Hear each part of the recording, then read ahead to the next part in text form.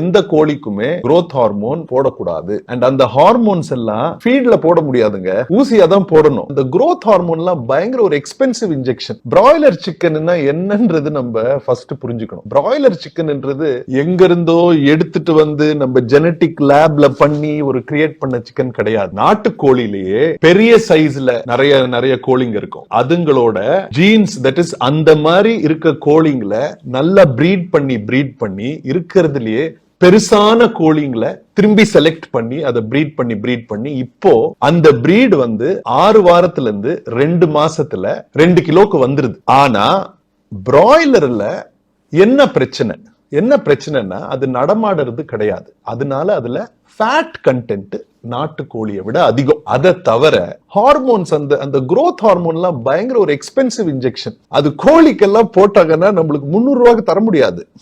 Injection போடுறதா சொல்றாங்களே. According to Indian law பிராய்லர்ஸ்க்கு ஹார்மோன் இன்ஜெக்ஷன்ஸ் போட்டா it is punishable by law. So லீகலா எந்த கோழிக்குமே growth ஹார்மோன் போடக்கூடாது.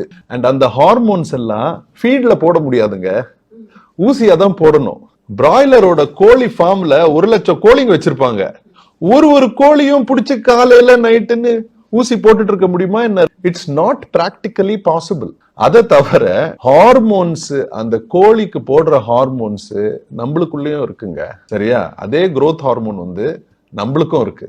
அதே ஈஸ்ட்ரோஜன் அவங்க சொல்றாங்கல்ல, அது நம்மளுக்கும் இருக்கு. அதுங்க எப்போ நம்மள வந்து அஃபெக்ட் பண்ணோம்னா நம்ம கிளாண்ட்ஸ்ல இருந்து நம்ம உடம்போட ரிக்வயர்மெண்ட்டுக்கு செக்ரீட் ஆகும் போதுதான். அது நம்ம குக் பண்ணாலே அந்த ஹார்மோன்ஸ் எல்லாம் டீகிரேட் ஆயிரும். ஜஸ்ட் யோசிச்சு பாருங்க, ஹார்மோன் இன்ஜெக்ஷன்ஸ 8 டிகிரி இல்ல 4 டிகிரிக்குள்ளதான் வைக்கணும், அப்போதான் அது எஃபெக்டிவ். அதனால தானே எல்லா மருந்துங்களையும் உள்ள ஃப்ரிட்ஜுக்குள்ள வச்சிருக்காங்க, சரியா? அந்த ஹார்மோன்ஸ் இருக்குன்னே வச்சுக்கலாம், சரியா? எவிடன்ஸ் படி ஒன்னும் கிடையாது. பட் ஹார்மோன் இருக்க ஒரு லெக் பீஸையே நீங்க சமைச்சிட்டீங்கன்னா, நல்லா பாயில் பண்ணீங்கன்னா 4 டிகிரிஸ்ல சர்வைவ் ஆக வேண்டியது 100 டிகிரில நம்ம வேக வைக்கும் போது எங்க நிக்க போகுது? ஃபுல்லா டீகிரேட் ஆயிரும். சோ அதை பத்தி நம்ம பயப்படவே வேண்டாம்.